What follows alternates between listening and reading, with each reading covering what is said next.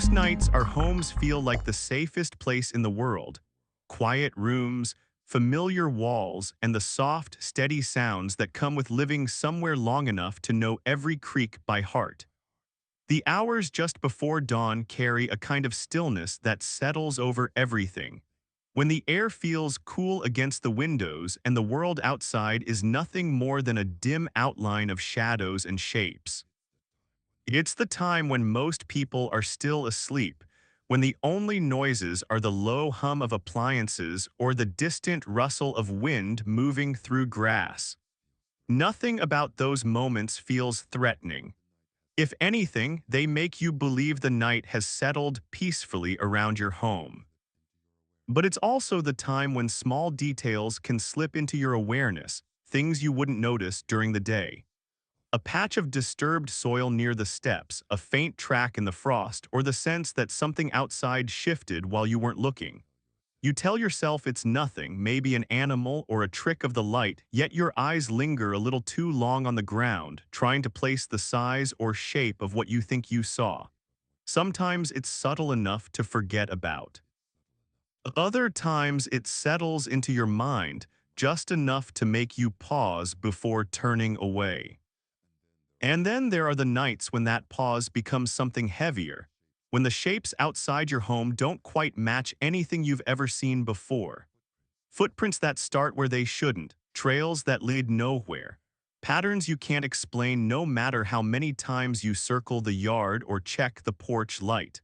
Tonight's stories come from people who noticed those quiet irregularities, people who thought they were alone until the ground around their home suggested otherwise. I've lived in the same small house for nearly 7 years now, tucked at the end of a quiet cul-de-sac where the mornings always feel a little colder than the rest of the neighborhood.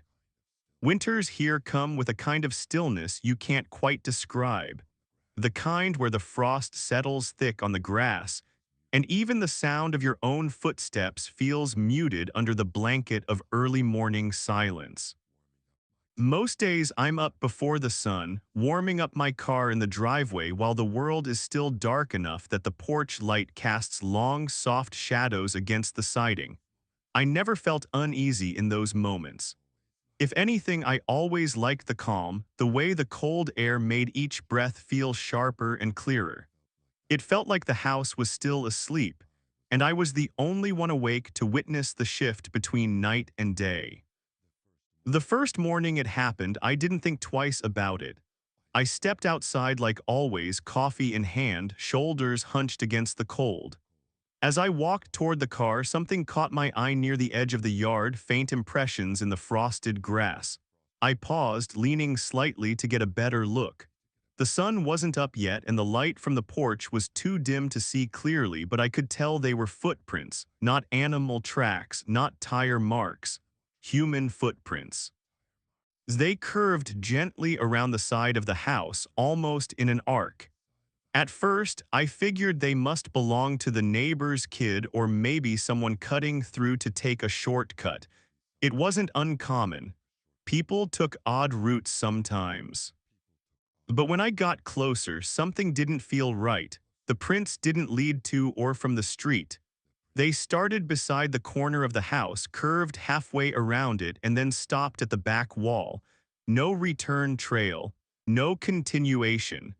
Just a single line, like someone walked along the side of my home and vanished. I stood there longer than I meant to, breath-forming clouds in the cold air while I tried to make sense of it. The prints were crisp, sharper than they should have been unless the person had walked through recently, maybe within the hour. But I had been awake since 4, and the only sounds I'd heard were the heater clicking on and off inside the house. I brushed it off. Work was waiting, and footprints weren't enough to make me late. Still, I looked back at them one more time before leaving, the shapes fading slowly as the frost began to melt.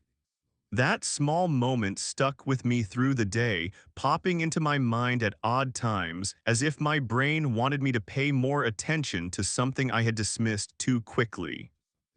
The next morning, I stepped outside earlier than usual, curiosity tugging at me before I even reached the door. The air felt even colder than the day before, the kind of cold that settles into your sleeves and stays there. I glanced toward the same patch of yard as soon as I turned the key in the handle. The frost was thicker that morning, glittering under the porch light. And there they were again, new footprints arcing along the same path. Only this time they were closer to the house. My stomach tightened. I walked toward them slowly, my boots crunching lightly on the frozen grass. These prints were sharper, clearer, spaced slightly farther apart, as if the person had taken larger steps. I crouched down and touched one of them, feeling the subtle indentation in the ground. Cold but not frozen, recently made. A question crept into my mind before I could stop it. Why would someone walk that close to my house at this hour? I stood up and scanned the yard, straining my eyes against the dim morning light. Nothing moved. The air was still. Even the nearest street lamp flickered softly, like it was struggling against the cold. I checked the ground near the fence and around the driveway, looking for any sign of someone coming or going. But like before, the prints appeared only along the side of the house. No beginning, no end, no logical path. By the third morning, I was already tense before I stepped outside. Something in the house felt different when I moved through it in the dark. Not dangerous, not exactly, but heavier. I found myself listening for sounds I knew wouldn't be there, footsteps on the porch, creaking near the walls, a soft knock. Nothing came, but the silence had a strange pressure to it, like the house was waiting for something. When I finally opened the door, I exhaled slowly, bracing myself. The frost covered the lawn in a thin sheet, and it didn't take long to spot them, the same arc of footprints, now pressed directly beneath the bedroom windows. I felt a pulse of fear then, not panic, just a sharp, cold awareness that spread through my chest. The prints weren't just close now. They were aligned along the wall as if someone had been standing beneath the windows looking in. I walked toward them with stiff legs, scanning the glass for smudges, checking the blinds for gaps. Everything inside looked undisturbed. But the idea that someone might have been watching while I slept, sent another wave of cold through me that had nothing to do with the weather. I checked the security camera above the door as soon as I got to work, pulling up the app with slightly trembling hands. The footage played in fast forward, still yard, still yard, still yard. Between midnight and 4 a.m., nothing changed. No movement, no shadows, no figures. The footprints had simply appeared. That night, I lay awake in bed longer than I wanted to, the shadows on the wall seeming to shift slightly as the heater cycled on and off. A soft creak in the hallway made me turn my head sharply, only to find the house perfectly still. I told myself I was being paranoid. Footprints didn't mean danger. They didn't mean someone was watching. They were just strange, strange enough that my body wouldn't fully relax. Sometime around 3 a.m., I woke up suddenly, not from a sound or nightmare, but from an abrupt stillness. The house felt too quiet. I held my breath without meaning to, listening for anything. Then, faintly, I heard it, a soft crunch in the snow right outside the wall behind my bed. Another crunch, slow, deliberate. My heartbeat pounded hard enough to make my chest ache. I sat up in the dark, not daring to move toward the window. The sound came again, a slow compressing of frost beneath weight, then silence, long enough to make me count the seconds in my head. Eventually, dawn came. I didn't sleep again after that. When I finally stepped outside, I didn't go warm up the car right away. I walked straight to the side of the house, every step feeling heavier. The footprints were fresh, sharp, deep, perfectly trailing beneath each window. But there was something different this time. The snow had a thin dusting where the frost had settled unevenly, and the prince showed a faint outline leading away from the windows toward the backyard. I followed them cautious, every instinct telling me to stop, but curiosity pulled stronger. The prince led to the back fence, then stopped. Not over the fence, not beside it. They stopped an inch from the wood, as if the person had walked directly up to the boundary and simply vanished. I stood there, frost settling into the folds of my jacket, staring at the final print. I installed more cameras, better ones, ones that faced every angle of the house. But over the next 2 weeks, the footprints kept appearing closer, farther, sometimes circling the entire house in a perfect ring, yet the cameras remained empty. No movement, no figures, no disturbances. Just footprints, always footprints. Even now, months later, the yard still shows signs after a cold night. More prints, different patterns. Sometimes they start near the road, sometimes near the back fence.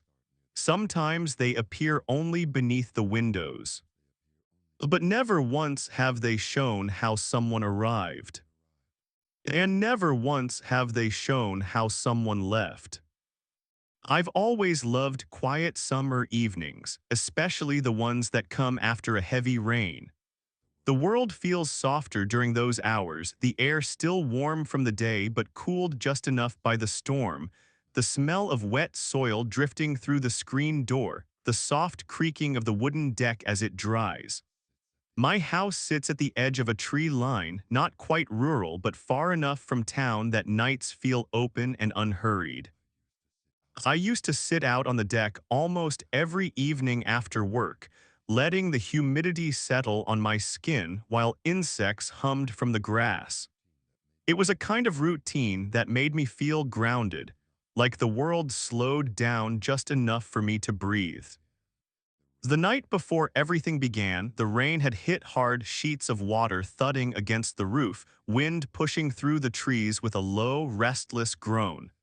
When I went to bed, the deck was still dripping, the boards slick with rainwater. I didn't step outside again until morning. The air was already warming, thick with humidity, and the sunlight pushed in through the kitchen windows in wide, muted beams. I slid open the door to let some air in and froze halfway. There were footprints on the deck. Bare footprints. They trailed from the far side of the yard up the steps and straight across the deck boards, crisp, wet impressions where someone had stepped while the wood was still drying. The first thing I did was check my own feet, even though I knew it didn't make sense. My footprints didn't match. Mine were smaller, lighter. These were longer, narrower, and left deeper impressions like the person weighed more than average. I stepped outside cautiously, the boards warm under my bare feet. The footprints looked fresh, not smeared by wind or insects, not faded. It startled me enough that I walked the entire deck just to see if I'd somehow created them by accident the night before. But I hadn't been outside after the storm. I hadn't stepped onto the deck at all. I tried not to think too much about it. Neighborhood kids passing through maybe, someone cutting across the yard, but bare feet on wet wood, and why come up onto the deck at all? So I brushed it off the best I could. I grabbed a towel, wiped the prints away, and went about my day. That night it rained again, not as hard, just a steady, quiet drizzle that tapped softly against the windows. I listened to it while I cooked, while I folded laundry, even as I got ready for bed. It was calming at first, that familiar white noise. But when I turned off the lights and lay down, there was a faint shift in the atmosphere. A strange stillness between the raindrops, like the air was waiting for something. I told myself it was nothing, just the mind playing tricks after a long day. Morning came slowly, with a pale gray light pushing through thick clouds. I walked into the kitchen, opened the blinds, and felt my stomach tighten before I even slid the door open. Some part of me already knew. Well, the footprints were back, exactly where they had been before, starting at the same spot in the yard, climbing the same steps, crossing the same boards. Only this time they stopped directly in front of the sliding glass door. Not angled, not wandering, just stopped. Like the person had stood there for a while, facing the door, inches from the thin pane of glass separating them from my kitchen.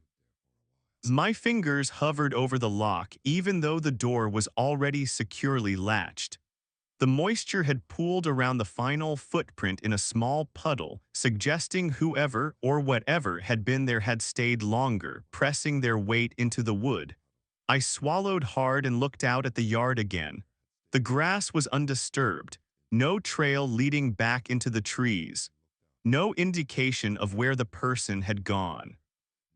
I took a long breath, trying to steady my pulse. This time I didn't wipe the prints away. Something about them made me hesitate, as if erasing them would hide something I needed to understand. That night I left the porch light on. Rain wasn't forecasted, but the humidity clung to the air thickly and clouds drifted low across the sky. I stayed up later than usual, sitting in the living room where I could see the edge of the deck in my peripheral vision. Nothing happened at first. The hours passed with the same stillness as always. But then, around midnight, a faint sound broke through the silence, a soft, irregular tapping. It's the kind your finger makes when you gently tap a window pane. As I held my breath, the sound barely audible over the low hum of the refrigerator. It was too light to be knocking, too gentle to be an animal. It was deliberate, spaced apart, slow, almost hesitant. I moved closer to the kitchen door, my steps quiet on the tile. The tapping stopped. I waited in the dark, too afraid to flip on the lights and too curious to walk away. After a few minutes, the house settled around me again, expanding and contracting in the usual ways. I eventually forced myself to go to bed, convincing myself it had been the cooling of the glass or the shifting of the deck boards. The next morning told a different story. The footprints were there again, but this time they didn't stop at the sliding door. They doubled back. A second set began exactly where the first ended, heading back down the deck steps as if someone had stood outside the door, turned around slowly and walked away. Something about that made my skin crawl. I crouched down near the last print, running my fingers along the faint ridge of moisture. It was cool, not freezing, not fresh, but recent enough. That was when I noticed something else. The prints didn't match exactly. The ones leading to the door were deeper, more defined.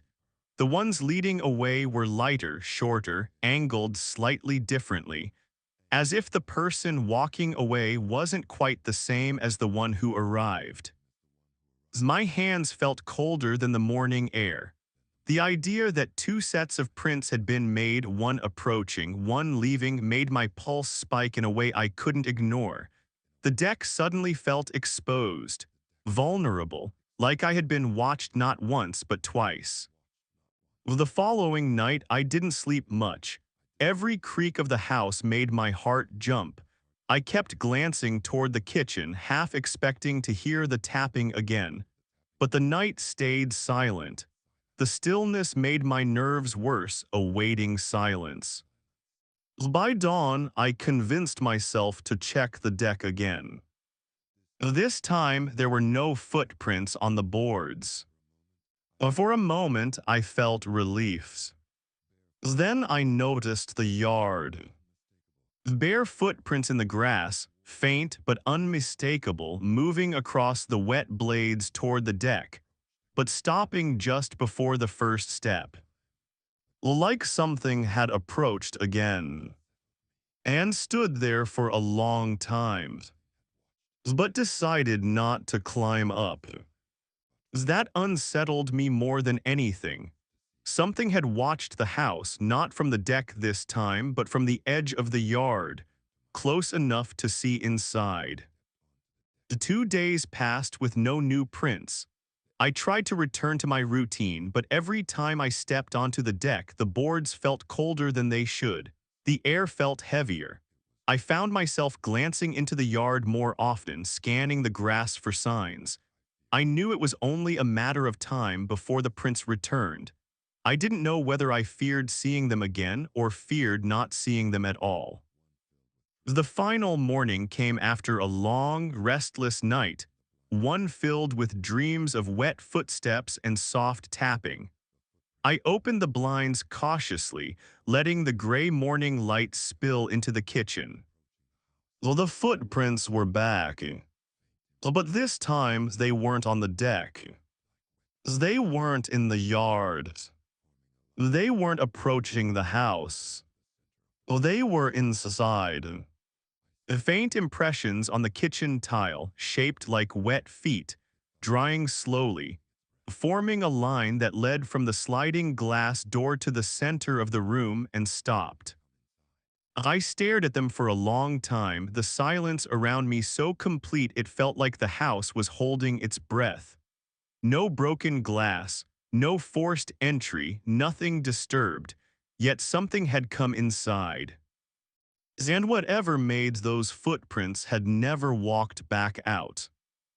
When my partner and I first moved into the old farmhouse, I remember thinking the place felt heavier than it looked from the outside. Not in a bad way, just lived in, like the walls had been holding their breath for years waiting for someone to fill the rooms again. The floors creaked softly everywhere you stepped, and the windows rattled when the wind blew across the fields, but that was part of the charm. We spent the first few days cleaning, unpacking, and adjusting to the quiet. Out here, the nights sank into a kind of darkness we weren't used to, wide, deep, almost velvety, and the silence carried a weight that made you whisper without meaning to. Even during the day, the house felt old in a comforting way, like a relative you known your whole life. A week after we settled in, I went up to the attic to store some boxes we didn't need right away. The attic was exactly what you'd expect from a 100-year-old home. Steep steps, a narrow hatch, and a long, low room with exposed rafters and a floor covered in a thick, undisturbed layer of gray dust. It smelled faintly of dry wood and insulation. When I pushed open the hatch and climbed up, the dust swirled gently in the sunlight coming in from the single window. It was quiet in a way that makes you pause, the kind of heavy, unmoving quiet that feels like it's watching you back. I set the boxes down near the wall and noticed something strange beneath the window. Small, shallow indentations in the dust, footprints. At first I thought I had accidentally stepped there earlier, but when I looked down at my own boots, the pattern didn't match. These prints were tiny, much smaller than my foot or my partner, the size of a child's maybe. The shape was distinct, bare feet, each toe visible, each step placed with careful weight. The prints led away from the far wall and stopped about halfway across the attic, where the dust resumed its untouched, even layer.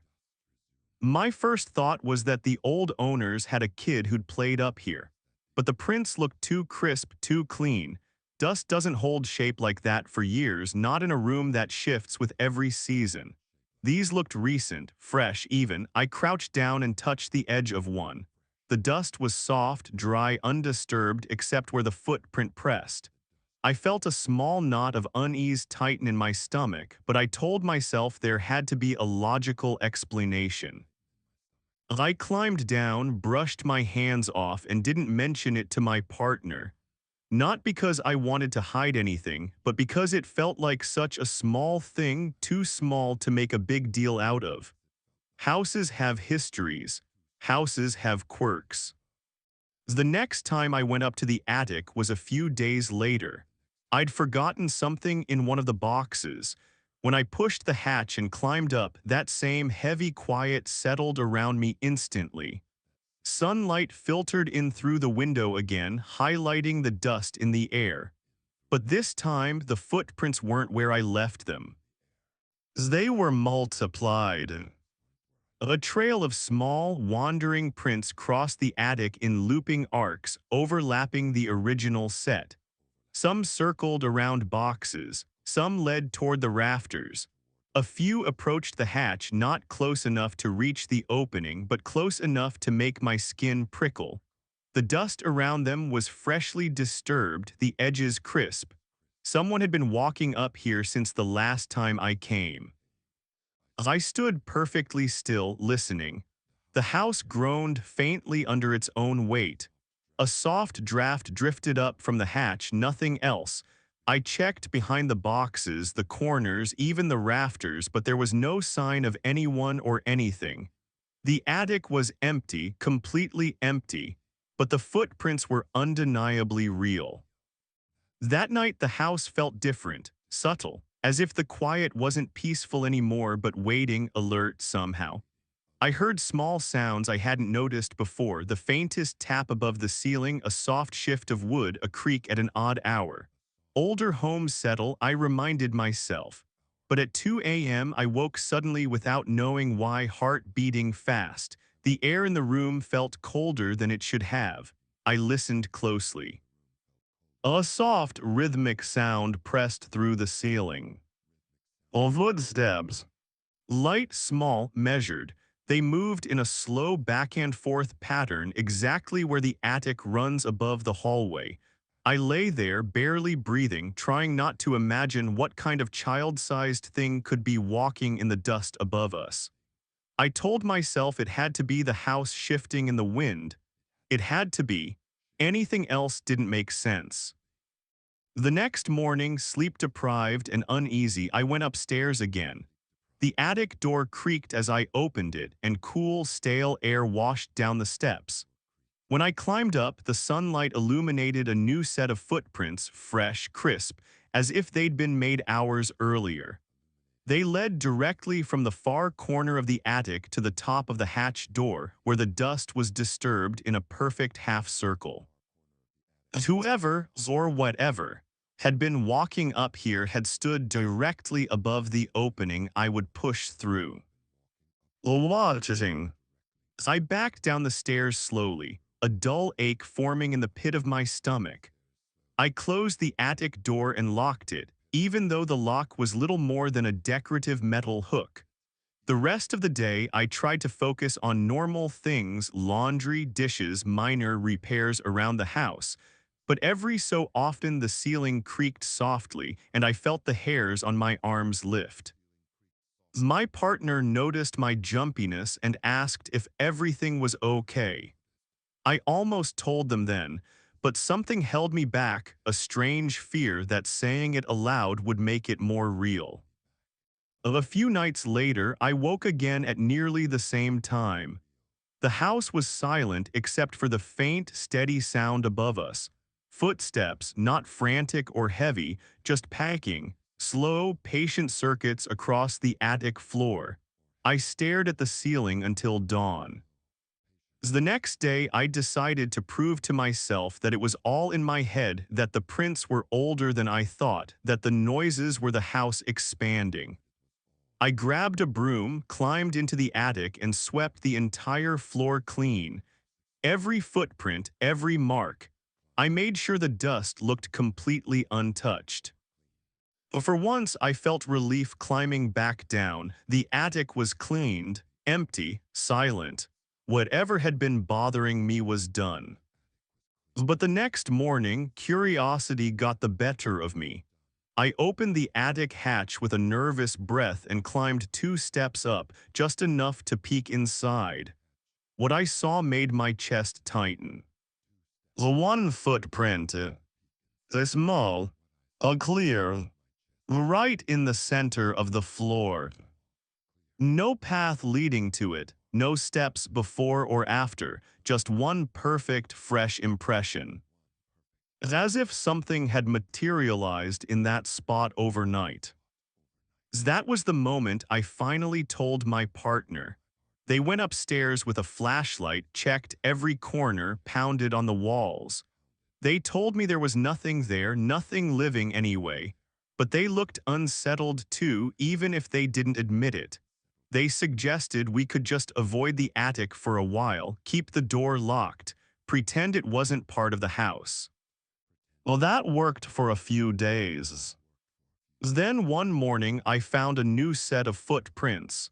Not in the attic this time. It was on the hallway rug. A small, dusty, leading from the attic door deeper into the house. The prints stopped halfway down the hall as if whatever made them had simply vanished, or stepped somewhere the dust couldn't cling to anymore. We moved out 2 months later. I told people we left because the house needed more work than we expected, that the distance from town was inconvenient, that we wanted something newer, quieter. But the truth is simpler. Footprints shouldn't appear in places no one walks. They shouldn't appear overnight. They shouldn't follow you. Yet sometimes, late at night in our new place, I wake to the faint sound of something small packing above the ceiling, and I know those dusty little footprints didn't stay behind. I hadn't planned on staying long at my father's house when I returned, just a few weeks to help him recover from his surgery, maybe a month if he needed more time. The house sits on a quiet stretch of land just outside my hometown, surrounded by the same trees and fields I grew up in. Every time I visit, I'm struck by how different it feels from the life I built in the city, slower, softer, filled with old sounds I forgot I missed. The creak of the porch boards when you step outside. The distant hum of crickets. The gentle wheeze of the screen door that never quite closes right. It's the kind of place that feels frozen in time, even when everything else in your life is moving too fast. The first morning after I arrived, I stepped out to take the trash to the shed out back. The air was cool, carrying that faint smell of wet earth from the storm the night before. I walked along the same worn path I used to take as a kid, listening to the gravel crunch under my shoes. That's when I noticed the impressions near the side of the shed, faint but unmistakably footprints. At first I thought they were animal tracks, maybe a raccoon or a stray dog. But when I crouched down, a strange familiarity washed over me. They weren't animal prints. They were the same three-toed, elongated footprints I remembered from when I was a kid. For a moment, I felt like I was 10 years old again, staring at something I didn't understand. Back then, I had found similar prints after a storm, odd shapes pressed into the mud near the fence, spaced too far apart to be normal, too smooth-edged to be any animal I knew. I remember showing my father, and he brushed them off immediately, saying they were probably from a neighbor's dog dragging its paw or some weird erosion pattern. But even at that age, I remember feeling something wasn't right. Dogs don't walk on three long digits. Dirt doesn't form perfect prints in a straight line. Seeing them again after 20 years made my chest tighten. I reached out and touched the edge of one. The soil had been pressed down firmly recently and the shape was unmistakable.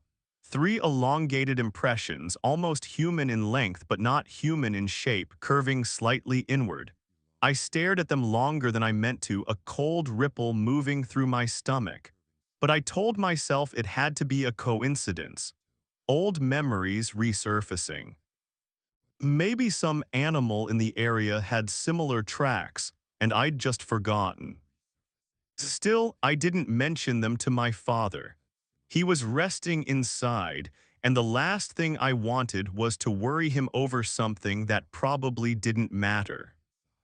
That night, the storm clouds drifted away, leaving the sky dark and wide. I helped my father to bed, made sure he had everything he needed, and sat in the living room with the TV low enough to barely hear it.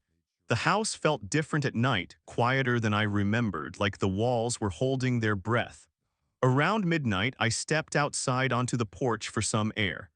The yard was still damp, the moon casting muted light across the property.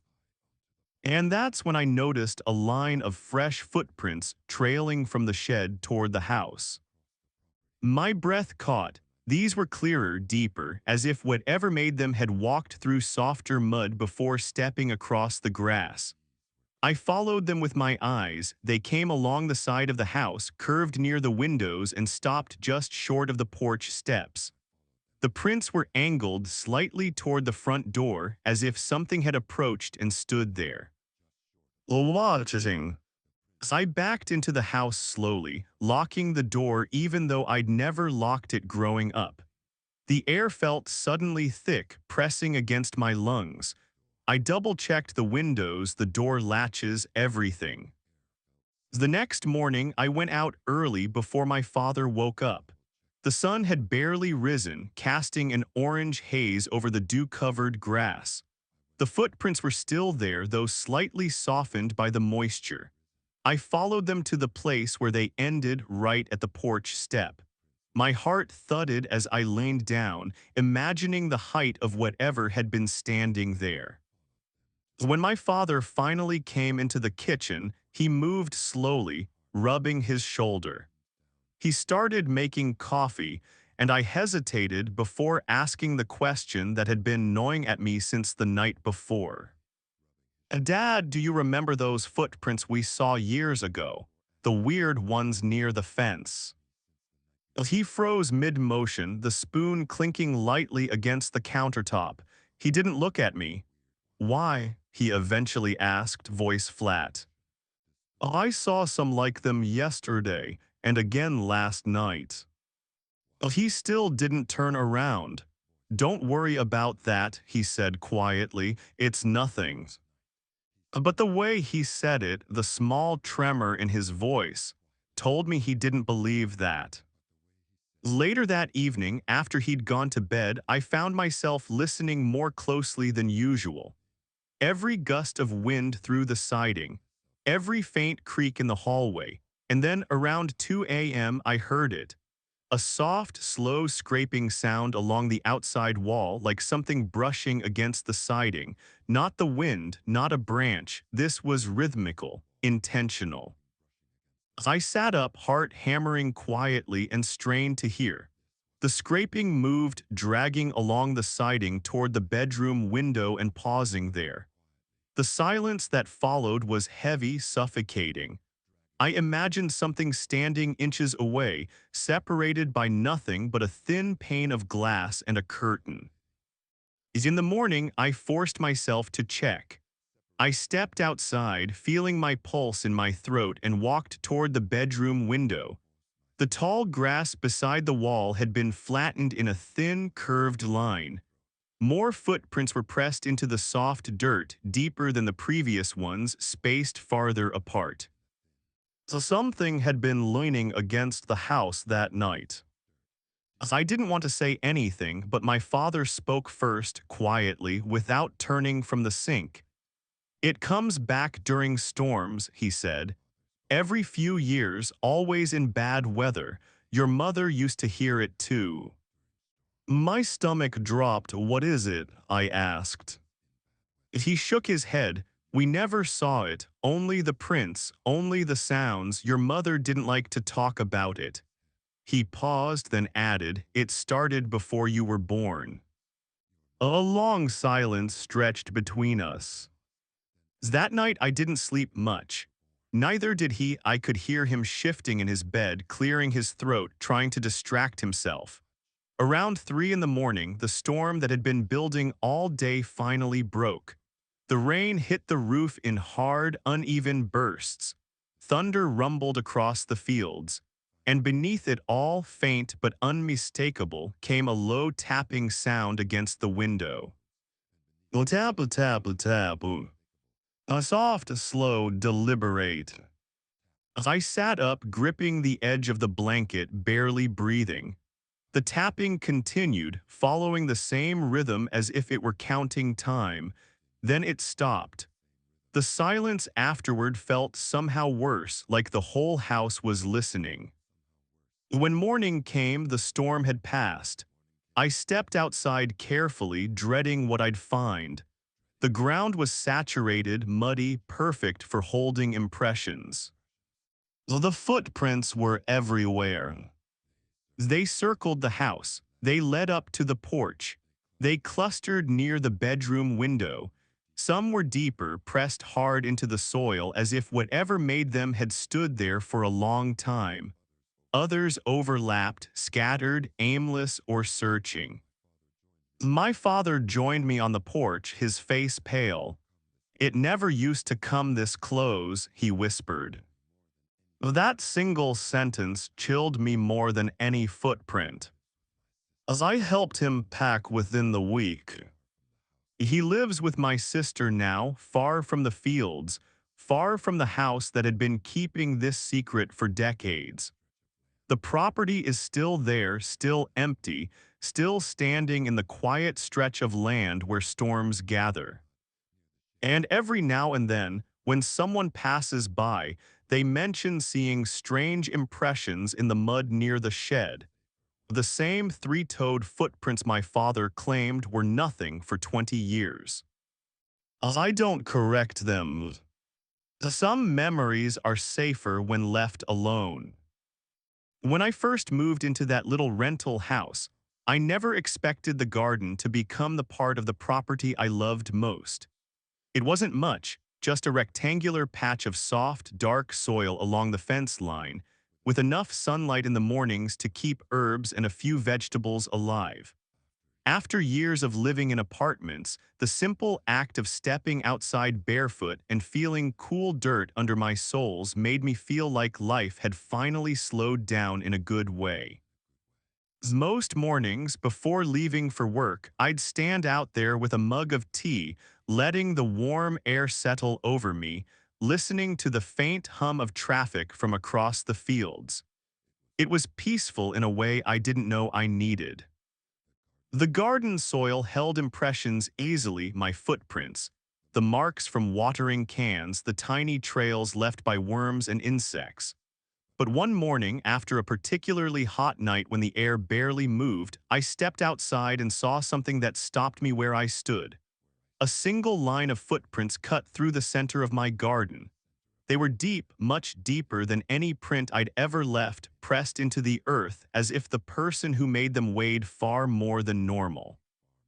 And they weren't boot prints or shoe prints. They were bare. The shape was unmistakable. 5 toes, a long arch, a clear heel, larger than my own foot by at least 2 inches. The prints began near the fence and ended in a tight cluster directly in front of my kitchen window. The soil around the window was disturbed too, as if something had stood there for a while before stepping away. A faint shiver ran through me, but I told myself it had to be one of the neighbors. Maybe someone cut through the yard last night. Maybe the soil was just softer than usual after watering. I knelt down and touched one of the impressions. The soil was still slightly damp from the night's humidity, but the edges of the print were crisp, sharp, recent, made after midnight probably. I found myself glancing at the window, wondering if I would have heard something if someone had gotten that close, but I had slept deeply the night before, lulled by the fan in my bedroom and the soft drone of cicadas. Anything could have happened outside without me waking. I smoothed the soil back over the prints, more for my own comfort than anything else. When I stood up, the garden looked normal again.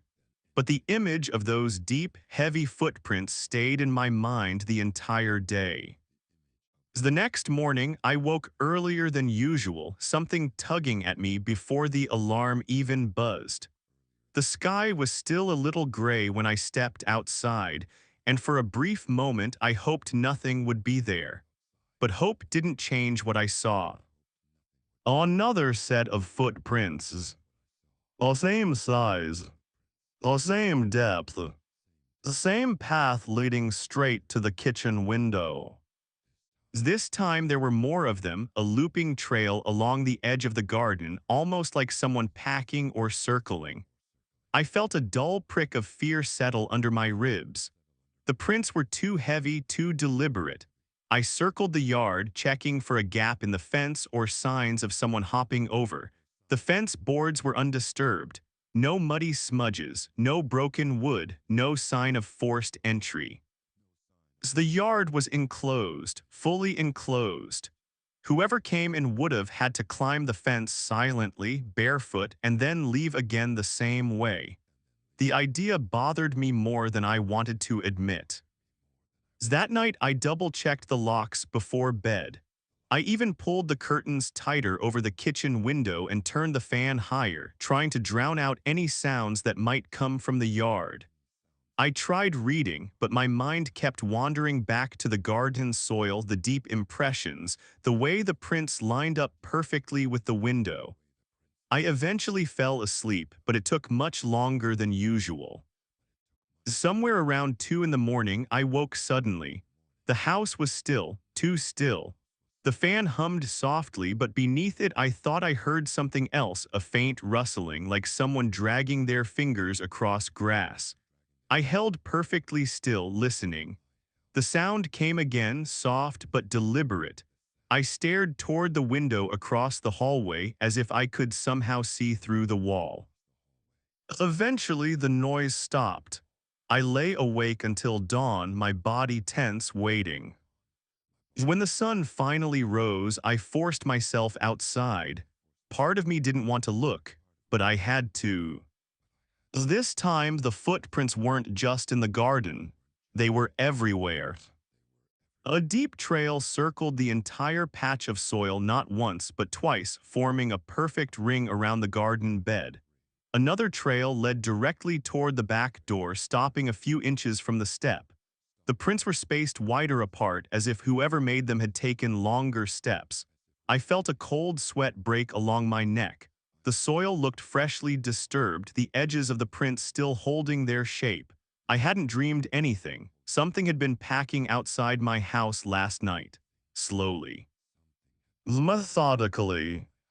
I thought about calling someone, a friend, the landlord, the police, but what would I say? There are footprints in my garden, doesn't get a response. And nothing had been stolen, nothing damaged, just prints. I smoothed the soil again, but this time the act felt pointless, like wiping away writing that would only reappear. For the next few nights, I barely slept. I lay in bed listening for the rustling sound, for the faint shift of weight against the grass. I kept the curtains closed and the lights low, convincing myself the house felt safer in the dark. But the sense of being watched settled over me like a pressure I couldn't shake. 3 nights later, I heard something new. Breathings. Not loud, not exaggerated, but slow and rhythmic, the kind of breathing someone makes when standing very still. It drifted through the open sliver of the bedroom window, carried on the thick summer air. I froze, pulse hammering so hard I could almost hear it in my ears. I didn't dare move toward the window. The breathing continued for several seconds, steady and patient, before fading into silence so complete it made the room feel airless. I didn't sleep at all that night. The next morning, the garden soil was a mess.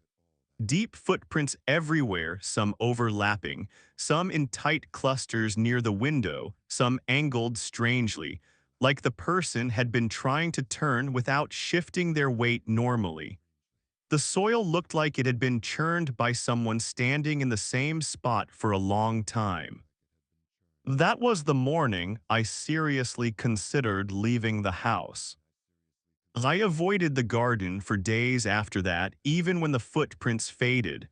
I kept the blinds closed. I moved through the house in careful silence, as if noise might attract something.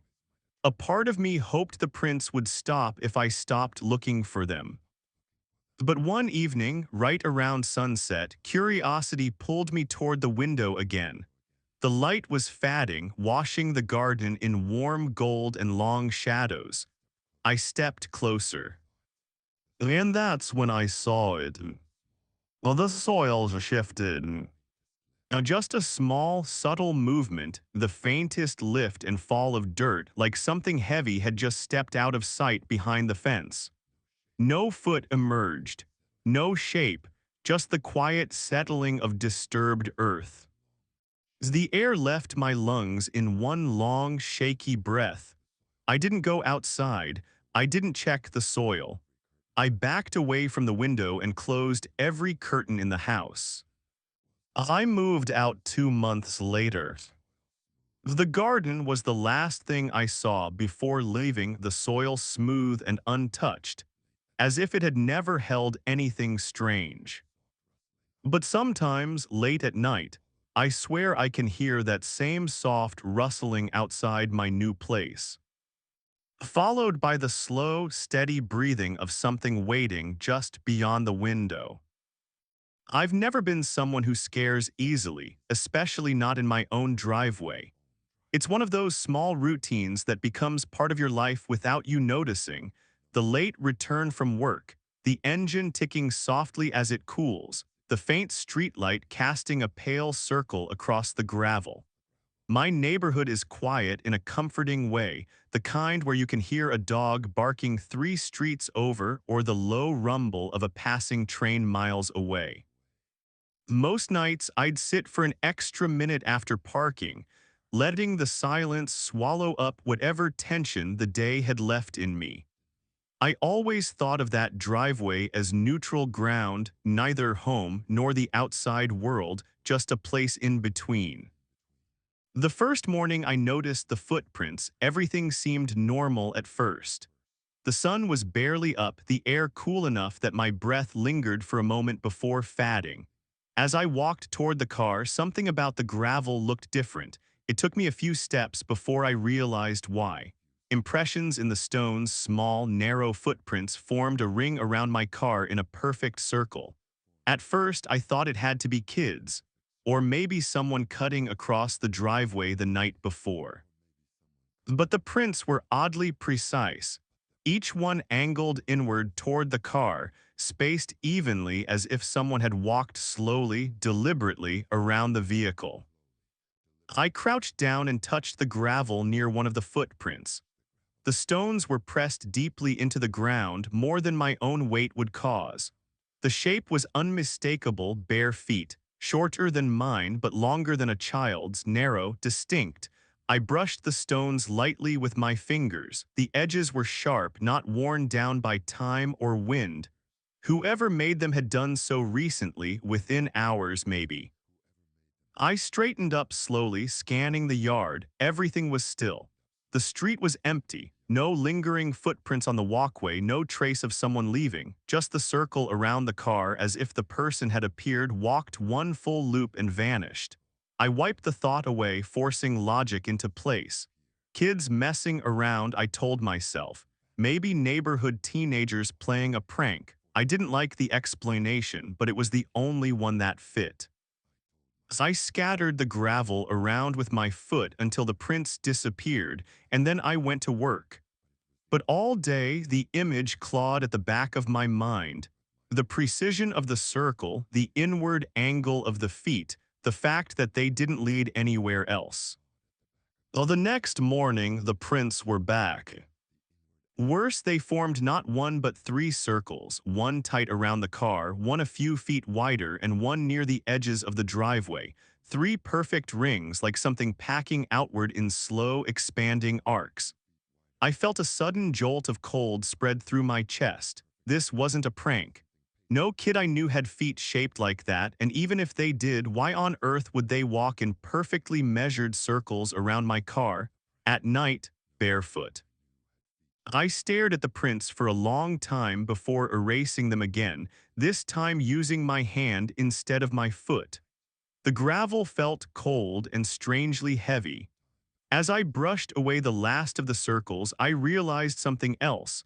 My car had a faint streak of dust along the sides, like someone had run their fingers lightly over the paint. I didn't mention any of this to anyone. I didn't want to hear myself say it out loud. That night, I made sure the porch light stayed on. I even closed the blinds fully, something I rarely did. But when I lay down to sleep, the house felt wrong, too quiet, too still. I kept hearing faint, crunching sounds in my mind, imagined footsteps moving over gravel. At around 2 in the morning, something woke me. A soft clatter outside, the sound of gravel shifting. I froze, breath held tight in my chest. The noise wasn't loud, more like the faint slide of stones under careful weight. A few seconds passed, then another soft shift, then silence. I lay awake for hours, staring at the ceiling. By dawn, my stomach was twisted into a knot. I went outside before the sun was all the way up, the sky still pale and washed out. My heart dropped the moment I looked at the driveway. Well, the circles were back. Of all three of them. Sharp, precise, fresh. But this time, something else was different. There were fingerprints on the car windows, faint smudges near the edges of the glass, as if someone had pressed both hands against the window and leaned forward to look inside. My throat tightened. I checked the front door, the back door, every window in the house. All locked, nothing broken, nothing disturbed. But the idea that someone had been standing inches from me while I slept, staring into my car, walking circles around it, made my skin crawl. I grabbed my keys and drove to work early, too on edge to stay home another minute. As the day passed in a fog, every reflection in every window reminded me of the glass smudged by those unknown hands. That night, I parked my car farther down the driveway, closer to the house under a bright porch light.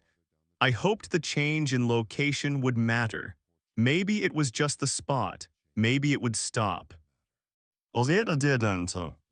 Around midnight, I woke to the same soft shifting sound, gravel moving with slow, careful steps. My chest tightened until I felt like I couldn't breathe. I stayed perfectly still, listening. Another shift, then another. The footsteps moved in a steady, circling rhythm. I wanted to look. I wanted to tear open the blinds and see what was out there. But something deep, primal, kept me rooted in bed. I knew instinctively that seeing it would be worse than not knowing. When morning came, I stepped outside on shaky legs. The porch light was still on, casting a weak glow over the driveway. And there they were, the circles again. Larger this time, as if whoever made them had broadened their pattern. But something else stole my breath. The footprints led from the driveway up the walkway, up the porch steps, directly to my front doors. Oh, and then stopped. No returning prints. No circling. Just a pair of footprints facing the door, small, narrow, toes slightly curled in the stones. I stood there for a long time, heart racing so hard it made my vision swim. The morning felt wrong, too bright, too quiet, too normal for what I was seeing. That was the morning I bought a camera system. I installed one above the door, one by the driveway, one facing the yard.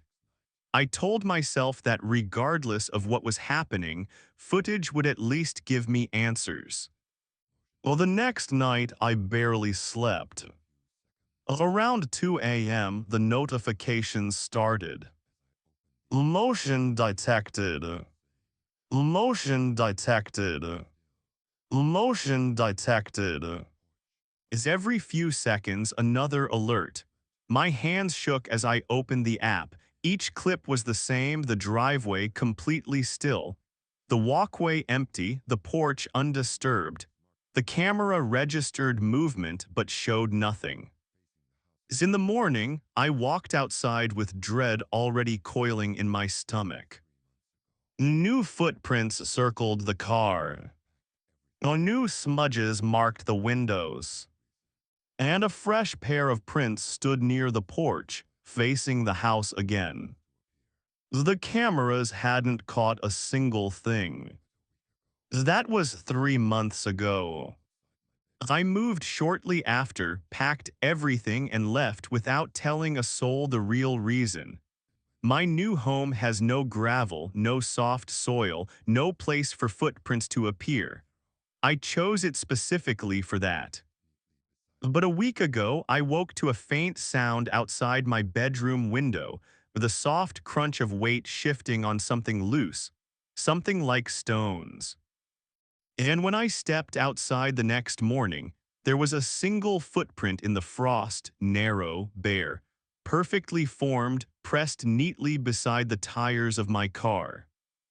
We'd only lived in that house for a year when everything started, just long enough for the place to feel familiar, not long enough for it to feel safe the way a true home eventually does.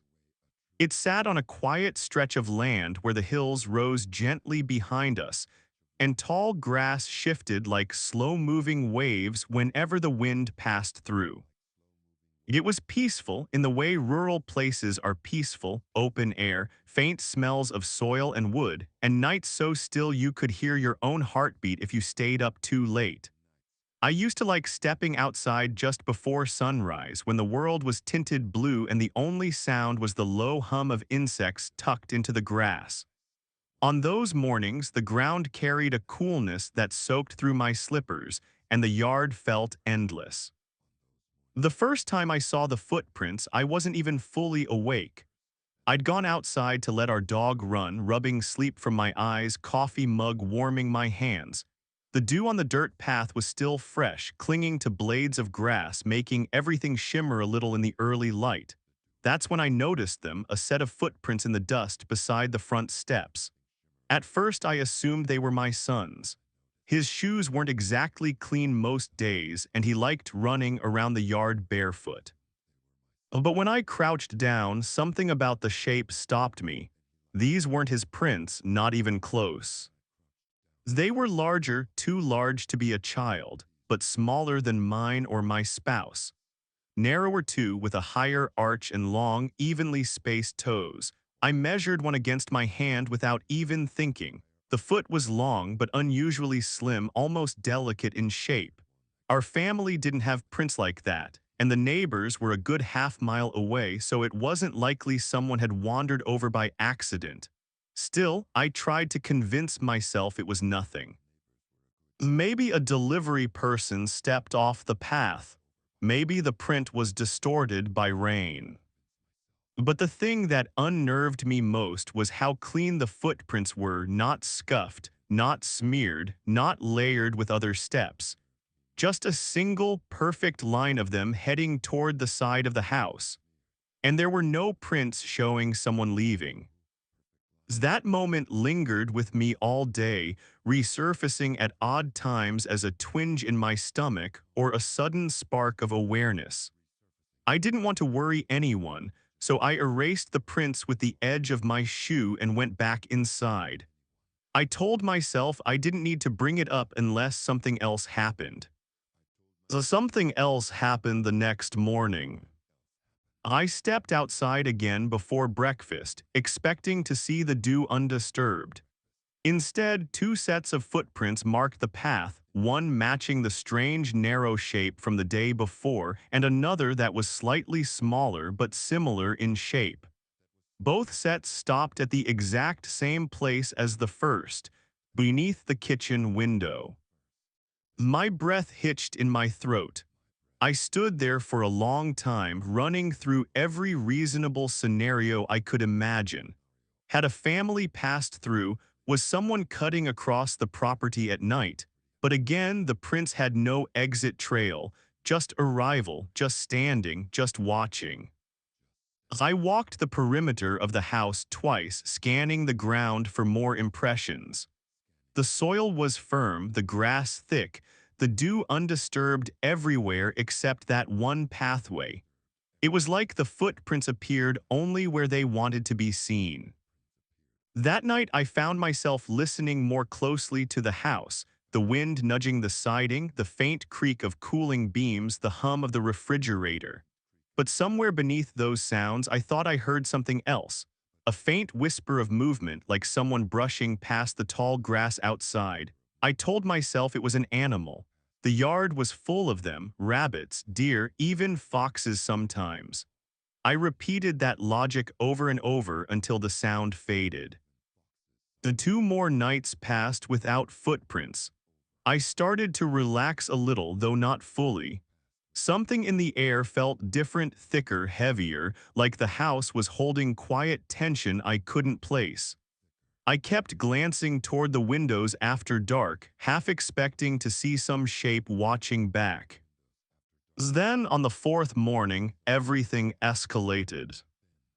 I woke earlier than usual, the sky just starting to brighten. When I stepped outside, the air felt colder than it should have for that time of year, crisp enough to sting slightly when I breathed in. I walked down the porch steps and froze. Dozens of footprints covered the dirt paths. Not in a straight line this time, not even in pairs.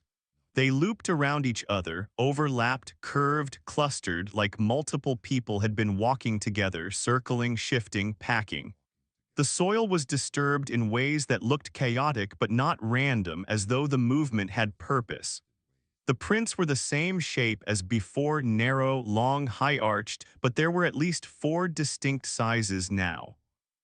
My first instinct was to call my spouse outside, but something in me held back. The prints felt private, like something I wasn't meant to interrupt. I crouched down again, inspecting the depth of each impression. The deepest prints were near the porch facing it. Some were angled toward the windows again. The ones farther out were lighter, fresher, as if whoever made them was lighter on their feet. I stood up slowly, a creeping sense of dread pressing behind my ribs. When I opened the front door, I paused before stepping inside. That's when I saw it, a faint smudge on the glass of the storm door.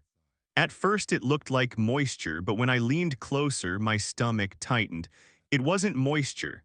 It was a handprint, a small one, smudged near the bottom of the doorframe as if someone had pressed their palm there before peeking through the glass. I checked the lock 3 times before I walked away. That evening, we all stayed inside. The dog wouldn't go near the front door, which was strange for him. He kept packing near the back of the house, ears raised, body tense. My spouse thought he heard something outside after dark, a soft shift of weight maybe, or the rustle of grass, but when he opened the blinds, nothing was there. And yet the feeling wouldn't lift, the sense that something was moving just beyond the light. That night, around 2 in the morning, I woke to a strange sound. Not loud, not startling, just two soft taps against the siding near the bedroom. I held my breath, listening. The taps came again, slower this time, almost experimental, then silence. Long enough that I thought I imagined it. Then faint footsteps in the grass, soft, light, quick. I didn't sleep again. The next morning, I didn't have the courage to check the yard right away. I stood at the window for a long time before stepping outside. Well, the footprints were back. Well, but they weren't on the path this time. They were on the porch. A cluster of them. Some facing the door. Some facing the windows. Some overlapping as if crowded together. And in the center of the cluster was a single print, larger than all the others, deeper, perfectly formed. Not mine, not my spouse, not my son's. And that's when I noticed something else.